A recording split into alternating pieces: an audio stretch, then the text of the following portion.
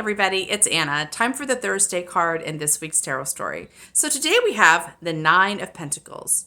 The 9 is the step just before the 10, which is the completion of a 10-card trajectory. So this is the penultimate step in our journey. Pentacles are connected to the physical realms. They're about things you can see and taste and touch, your jobs and money, as well as physical wellness and vitality. So the image shows a richly dressed woman walking in a garden. She's taking a moment to enjoy the sunshine, enjoy the garden, and just take stock of the blessings in her life. Blessings she has evoked and that she has received from the universe.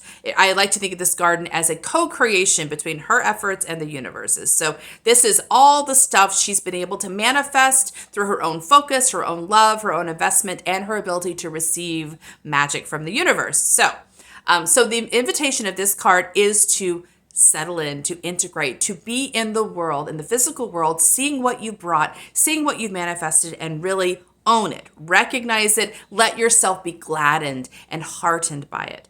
And I really love this card, especially in response to the other two major arcana cards we've had this week, which were Justice and Temperance, because the focus of those cards together seems to be about helping the mind get free of old mindsets, right? Or old structures. So maybe the mind's even released an old mindset, but it's still using language from its earlier struggle, through its earlier structure, or even telling stories in the same way. So we want to help to train the mind to let go of the language that's keeping it stuck in an old vibration and training it to a new language, to new vocabulary.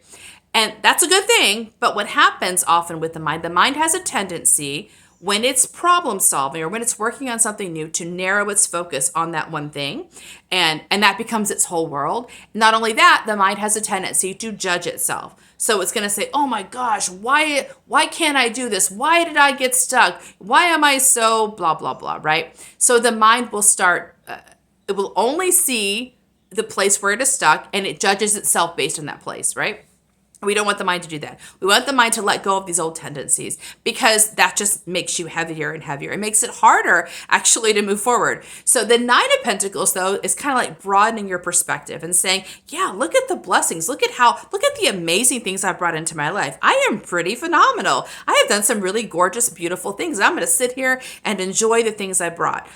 Not only do you want to do this because it's true, the mind's narrow focus on what is wrong is a too narrow focus. It's not seeing reality, right? So we want the mind to kind of lighten up and look around and see that things are good. Things are going really well. But also we want to show the mind what we've already accomplished. We are not hopeless. We are not pitiful. We are not typically stuck. We have a lot of evidence of how much we've moved forward, how much we've been able to create in the world. So because we've done it in the past, we're probably going to be able to do it in the future. That's actually good data for the mind, because we're already showing there is already a pattern established of how we walk through challenge. And so the mind goes, oh yeah, we're stuck now, but we've done this before. We've done a version of this before. I'll be able to learn this. So now the mind is becoming more optimistic, not only about the current state of blessing, but also what it is able to accomplish. It's not telling itself how dumb it is, convincing itself that it is not equipped to handle the challenge. It is telling itself that it's pretty good, it's pretty clever, it's done really well in the past,